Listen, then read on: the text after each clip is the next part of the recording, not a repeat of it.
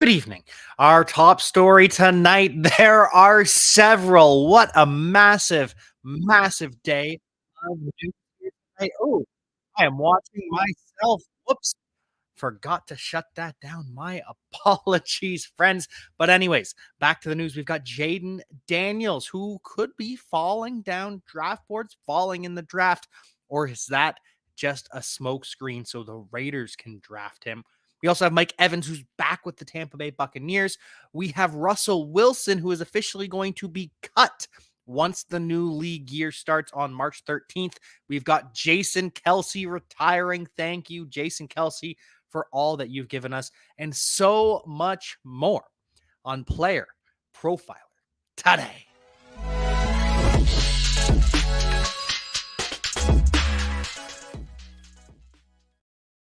And so we are back, and we will start with probably the biggest story of the day, but it's just a rumor. And so we'll start and get that out of the way first. Jayden Daniels. Jayden Daniels could be falling in the draft. Now, this isn't the first time that we heard a quarterback could be falling in the draft. Last time we heard this, it was about Drake May. And this is, granted, smokescreen season. There are all sorts of rumors, all sorts of accusations, allegations flying around of what team is going to do what. But according to Benjamin Solak, one of the writers over at, I forget where he writes. It used to be The Ringer. Maybe it is still The Ringer. But either way, Benjamin Solak, great writer. And he is saying that he's not hearing a whole lot of buzz about Jayden Daniels at the combine. It was all about JJ McCarthy. It was all about Drake May, obviously all about Caleb Williams. And so, has JJ McCarthy made the jump to QB3? Or is it the case that Jayden Daniels just didn't test, didn't measure? And so, what is there to talk about? What is there to get excited about? What recency bias is there with Jayden Daniels when we haven't actually seen him do anything since college football ended? We haven't got any new information on Jayden Daniels. So, is it a case that Jayden Daniels is really falling in the draft? Or is it the case that JJ McCarthy is really rising in the draft?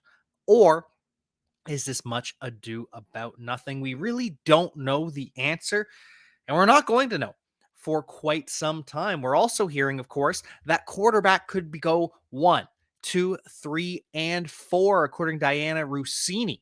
The first 4 picks could be, for the first time in NFL history, a quarterback. And so the Cardinals, obviously not taking a quarterback. They're not going to take JJ McCarthy or Jayden Daniels or Drake May, whoever falls to them, but they could trade back. And one of the teams that is doing their work on trading up, especially for Jayden Daniels, is the Las Vegas Raiders. Antonio Pierce got to coach, Jayden Daniels. Jayden Daniels was working under and was recruited by Antonio Pierce back with Arizona State. Now, there were some recruiting violations, which ultimately got Antonio Pierce fired, but it is clear that Antonio Pierce has ingrained himself on the heart of Jayden Daniels. His family loves him, and Jayden Daniels feels like a Las Vegas Raider. So, for my own selfish hope, because let's be honest, the NFL is better when the Raiders are good. The Raiders, a storied franchise like that, the black and silver, it just is good. It makes the NFL better when the Raiders are good. And so for them to get a Jayden Daniels in a trade up to the 4th overall pick or the 2nd or 3rd overall pick, that would just be beautiful. Absolutely beautiful. Is it likely? I don't know about that. I still think Jayden Daniels is going to be one of the top 3 quarterbacks. I still think he's going to end up going to the Washington Commanders at 2, thanks to Cliff Kingsbury running that. I know he says he's not going to run the air raid spread offense, but he's still going to run the air raid spread offense, and I can see that being right up Jayden Daniels' alley. So that's what I think will happen, but there's still so much undecided. The Patriots very well could take Jayden Daniels or Drake May. They are reportedly comfortable with all 3 quarterbacks at the top of the draft. Notice that it's quoted as the 3, not the 4. JJ McCarthy not sneaking in there yet for the New England Patriots. Maybe he does at some point, but for now, Patriots comfortable with the top 3 quarterbacks. And If they do go the rookie route, look for Jacoby Brissett to return to the New England Patriots, play that veteran leader slash backup role. And if the rookie needs a little bit more time, if they want him to develop, Jacoby Brissett can start. If there's an injury, Jacoby Brissett can step in. It would be a perfect fit. The backup plan for a rookie quarterback would be Joe Flacco. If they can't bring Jacoby Brissett back, Joe Flacco could be QB number 2 for the New England Patriots. But that's if they go the rookie route, which is what we expect.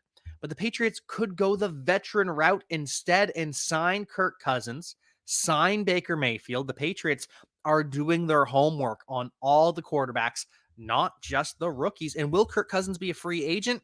Well, the Minnesota Vikings are flirting with that idea. Kevin O'Connell says at the Combine that Kirk Cousins has earned the right to be a free agent. They hope he comes back. They're going to continue to negotiate with Kirk Cousins, but the Vikings know Kirk Cousins wants to hit the open market, and they're going to let him. And so that leaves the Vikings and the Falcons as the favorite. The Falcons really want Kirk Cousins if he does indeed hit free agency, but the Patriots are going to be in there as well. And the Washington Commanders are just being sprinkled in there a little bit as well. Could Kirk Cousins return to Washington? Unlikely. I think it's going to be the Falcons or the Vikings, but remains to be seen. Final news and notes about the New England Patriots. Kendrick Bourne has been given an offer, but he does have other suitors. The Jets, the Bills, and the Rams are in on Kendrick Bourne, free agent wide receiver for the New England Patriots coming off the torn ACL. And Dalton Schultz is a player to watch for the New England Patriots as well. He's expected to command $10 million-ish per year. So keep an eye on Dalton Schultz, the former Houston Texan and former Dallas Cowboy. Speaking of the Dallas Cowboys, they are expected to allow Tyron Smith to walk in free agency, which is just the end of a beautiful, beautiful story, Tyron Smith and the Dallas Cowboys. But if he does walk, again, the Patriots could be in on Tyron Smith to be their new left tackle. What about the rest of the news? There is a lot of it. We're talking Mike Evans, Russell Wilson, Jason Kelce, and so much more right after this word from the Podfather. This episode is brought to you by Player Profiler, the Dynasty Deluxe package. The rankings are the best in the industry. It includes strategy mode where you can say, hey, change the rankings to be win now. Oh, change the rankings to be productive struggle. There's also a draft planner to help strategize where you should take players because the draft planner also includes ADP. There's a trade finder where we look up on My Fantasy League and we see trades that are done, including a particular player. Then there's a trade analyzer where you can plug in draft picks, players, and we assign a lifetime value to draft picks out 5 years. The best thing about our trade analyzer, it can't be gamed with volume. And there's mock draft data to see right now what's the market for player X versus player Y, including in the fall when very few mock drafts are happening. And our Dynasty Guide, the Dynasty Dominator, would cost you $10 on Amazon, but you get it for free with Dynasty Deluxe, and you get our Rookie Guide for free, a $25 value. So you get all of that for $45. So I mean, it's a great deal. All right, I want to take a moment today to talk to you about data analysis. The data analysis tool, we listen to the users. What do you want? What do you need? And we made it happen. We added popular reports like a fantasy scoring report, air yards report. And if you want to create a new report, but you don't necessarily want to look through every field, we have quick results. Hey, show me the most popular passing data. Show me the most popular rushing data, fantasy data. Done. And the thing just is much faster than it's ever been. And the report builder got a lot easier. I mean, check this out. We break it down into offense, defense. Show me just fantasy data elements. And then when you get results, hey, show me by draft year. Let's take a look at just certain players that played a certain number of snaps or a certain number of games last year. This is the tool that so many of you have been asking for, plus a bunch of dream features that Billy wanted and Cody wanted and I wanted and Dario wanted. So go to the fantasy tools section, click on data analysis, or go to playerprofiler.com/data-analysis. And we are back, and so is Mike Evans. Mike Evans was true to his word. He does want to retire a Tampa Bay Buccaneer. We'll see if he retires after just 2 more years in the NFL. That would surprise me, but anything is possible. 2 years, $52 million for Mike Evans. Big boost, big contract extension, $26 million per year. That makes him the fourth highest paid receiver in the NFL. We got Devontae Adams at the top we got Tyreek Hill at the top making $30 million per year.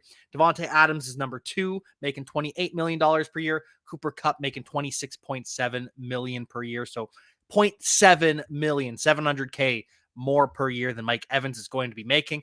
But it's all the old guys that are making all the money at wide receiver. That's not going to last long. Justin Jefferson, he's going to cash in. Amon-Ra St. Brown going to receive a contract extension in short order as well, around the same as Mike Evans. This is good news, by the way, for Amon-Ra St. Brown, Justin Jefferson, T. Higgins, Michael Pittman, Calvin Ridley, Gabe Davis. All these wide receivers are going to be saying, hey, salary cap went up. My value went up. My pay went up. And Mike Evans has been a 1,000-yard receiver every single year of his NFL career.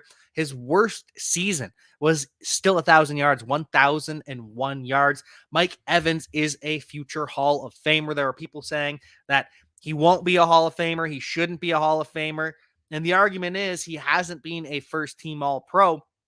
But counter argument is he's been playing in Tampa Bay. Tampa Bay, a small market. Mike Evans never gets the credit that he deserves, never has, never will at this point.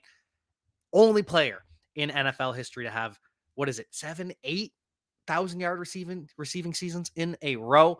Mike Evans, record setter, trendsetter, Hall of Famer. There were some other teams in on Mike Evans, though. We had the Chiefs, the Titans, the Rams, the Patriots, the Giants, the Panthers, the Falcons, and the Jaguars. 8 other teams in on Mike Evans, and that's all that we know about at this point. And some of them are obvious. I mean, the Chiefs, of course, they were in on Mike Evans. They're looking to add a wide receiver. Of course, the Titans were in on Mike Evans. They need a wide receiver. The Patriots need a wide receiver as well. So do the Giants, the Panthers. Those all very obvious, but interesting that the Los Angeles Rams were in on Mike Evans and are also in on Kendrick Bourne. So it looks like the Rams are targeting a wide receiver 3, or could Cooper Kupp be on the move for the Los Angeles Rams? Could there be a new wrinkle in this offense? Either way, the Rams are making calls about wide receivers. Mike Evans doesn't go, but who will go to the Los Angeles Rams? The Falcons, that one makes sense. They need another wide receiver. They are running the Sean McVay offense, bringing over Zach Robinson, new offensive coordinator. So that's going to be 3 wide receiver sets, 1 tight end. They need 2 wide receivers, but they need to start with at least 1. Mike Evans would have been a great fit there, but that's not going to happen now. The most interesting thing, though, is the Jaguars were in on Mike Evans, and that is pretty telling. Is that to replace Zay Jones? Is that to replace Calvin Ridley? Is it to replace both? Jaguars could be moving on from Calvin Ridley, or at least they're testing the market on the wide receiver position. Jaguars also released Foley Fatukasi, the defensive tackle run stuffer, on his birthday. Save $3.5 million to cut a man on his birthday. Why do teams do this so often? You couldn't wait a day or do it earlier, get it out of the way. It's so sad. Final news and notes about the Tampa Bay Buccaneers. They are nearing a deal with Antoine Winfield ahead of the franchise tag deadline. We will have the franchise tag deadline tomorrow. If they don't reach a deal before then Antoine Winfield will receive the franchise tag. They can still negotiate, but they have to make a decision before then. And now the focus shifts to Baker Mayfield as well. Baker Mayfield not going to be giving a hometown discount to the Buccaneers. The Vikings and the Falcons are also in pursuit of Baker Mayfield. Vikings realize if we lose Kirk, the top free agent quarterback, we've got to do our due diligence on the second. And the third is now Russell Wilson, or so it appears. My cat thought she was going to knock over the TV. Don't think she actually would have, but you can't be too careful. But anyways, Russell Wilson will now be cut on March 13th or later. They couldn't swing a trade. Duh. Obviously, that was never going to happen. No team was going to give up draft picks for a player that the Broncos had to cut. And the craziest thing, a couple crazy things here. Obviously, the trade was crazy. 2 firsts, 2 seconds, a 5th, Drew Lock, Noah Fant, and Shelby Harris in exchange for Russell Wilson and a fourth. The trade was crazy. But the real mistake for the Denver Broncos was the contract extension for Russell Wilson. Because if the Broncos don't give Russ a contract extension before the season starts, before that first season together even starts, if they don't give Russell Wilson a contract, then they're just free. Russell Wilson would be a free agent right now. But instead of allowing those 2 final years to play out, or at least having a year together, they signed him to a 5-year extension on top of the 2 years that Russell Wilson already had under contract. So that's 7 years. And if you remember, that trade happened 2 years ago. So we haven't even reached the extension for Russell Wilson yet. Now, granted, he did get more money. Russell Wilson absolutely made out like a bandit. He finessed it here. $124 million at signing. So that's all already been paid to Russell Wilson. He had $165 million guaranteed as well. So he's still due $39 million for the Denver Broncos / whatever team signs him. So how it's going to work, the Broncos guarantee that money. But if and when Russell Wilson is signed, whatever that team pays him is going to come off of the Broncos. So Russell Wilson, more than likely, signing for the veteran minimum, just makes his $39 million from the Broncos, sticks it to them. Some team gets a very, very cheap starter in Russell Wilson.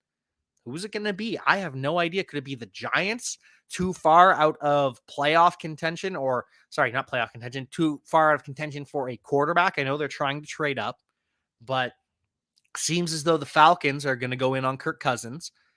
Justin Fields still floating around, but Russell Wilson has to find a home. This is now the record for dead money. So money that is still on the books for Denver Broncos over the next 2 years.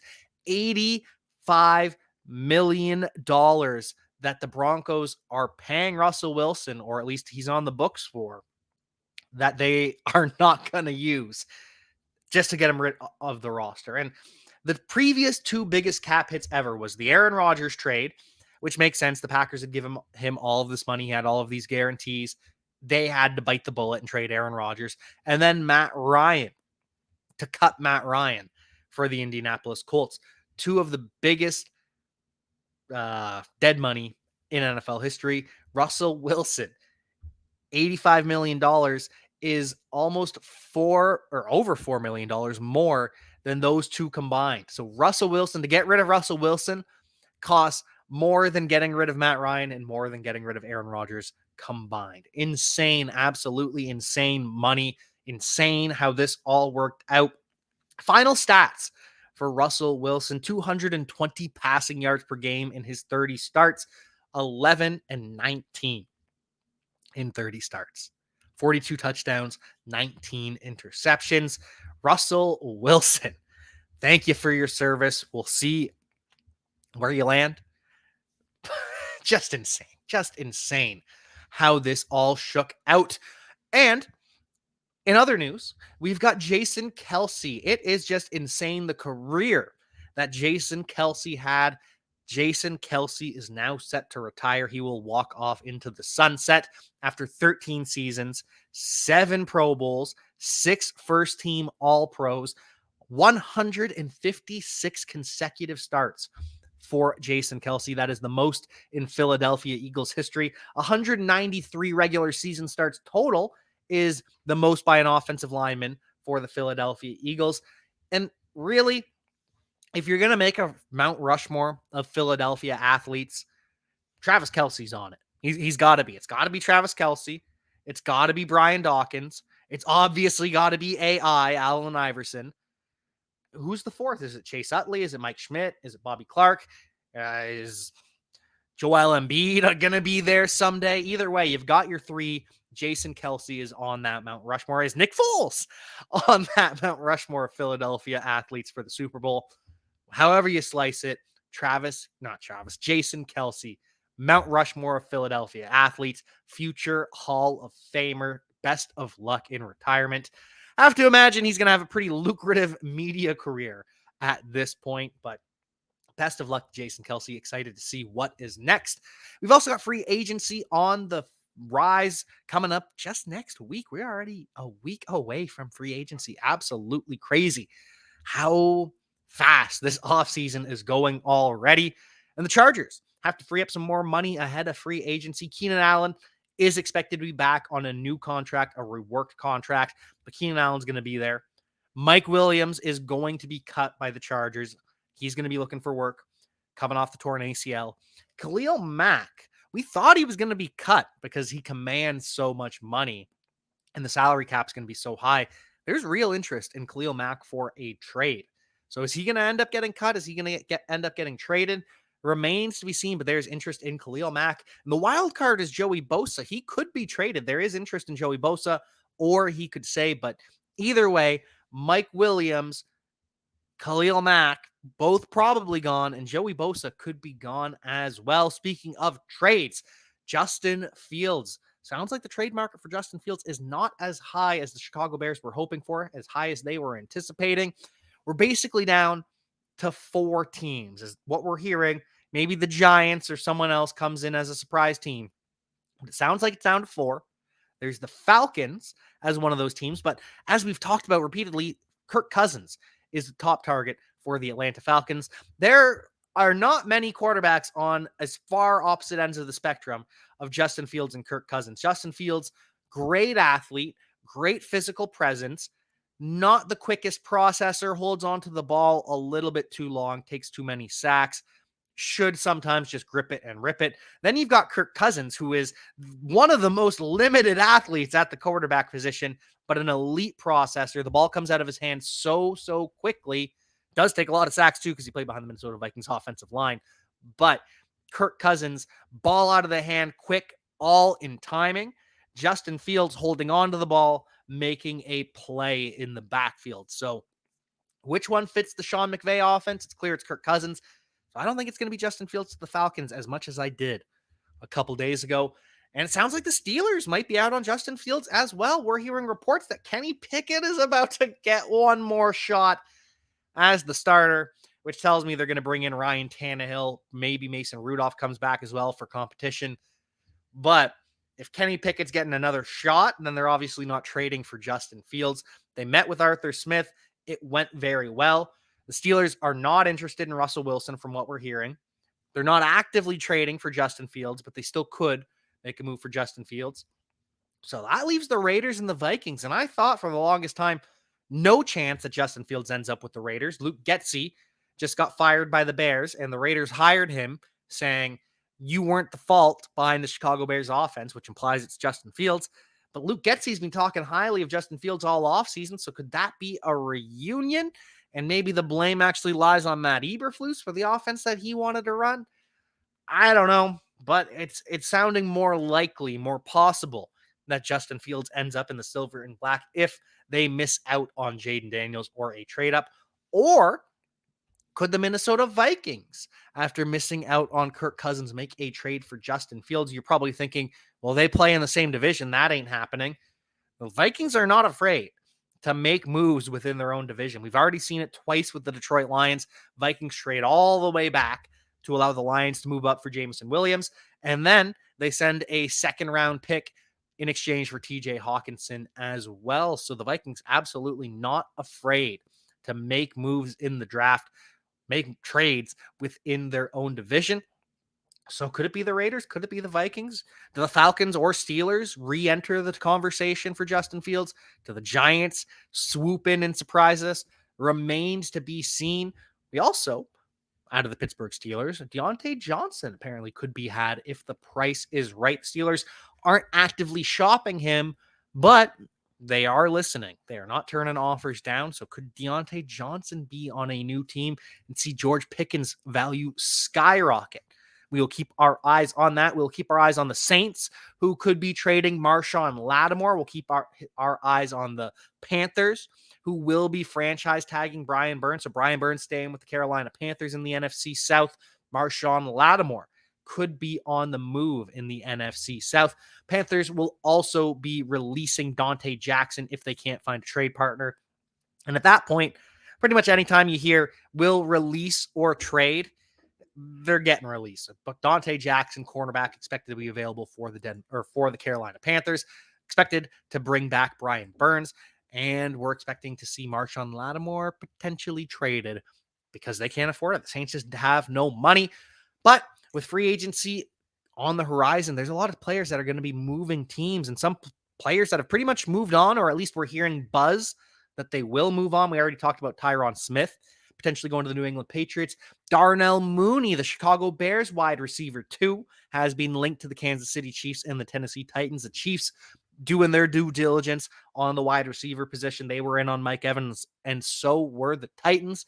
So expect both the Titans and the Chiefs to make a splash at wide receiver. Might not be a massive cannonball, but a player like Darnell Mooney to the Titans or the Chiefs, those are the moves that can also help your team as well. Imagine Darnell Mooney with Patrick Mahomes.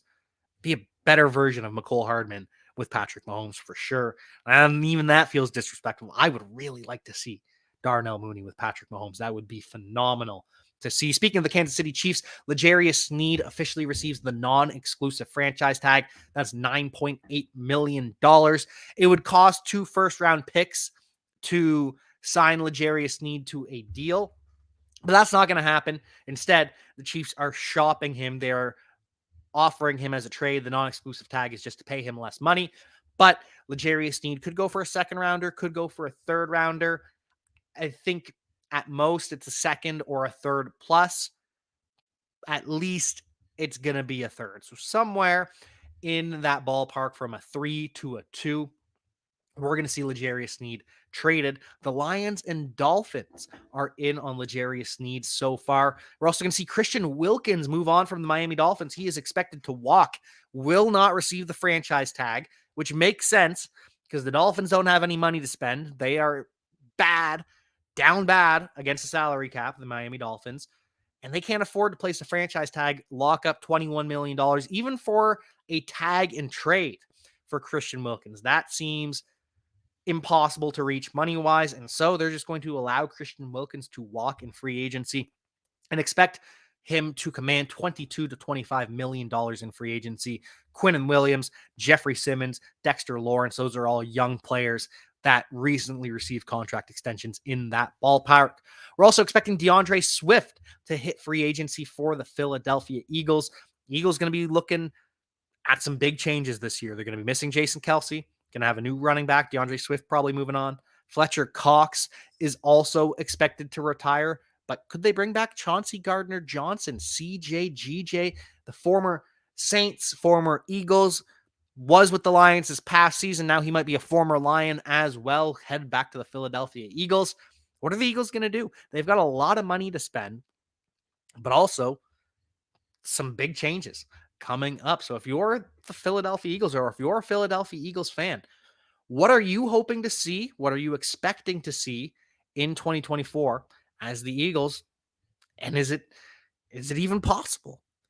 Is it possible for the Philadelphia Eagles to make it back to the Super Bowl without Jason Kelce? From the Podfather to you, I deeply appreciate you tuning in. And many ask, what can I do? What can I do to help support the hosts, the research they do, the production costs? Go to PlayerProfiler.com, Dynasty Deluxe, World Famous Draft Kit, Rankings, DFS Dominator, and of course, data analysis. Subscribe to any one of those, and you support all of us and take Player Profiler to the moon.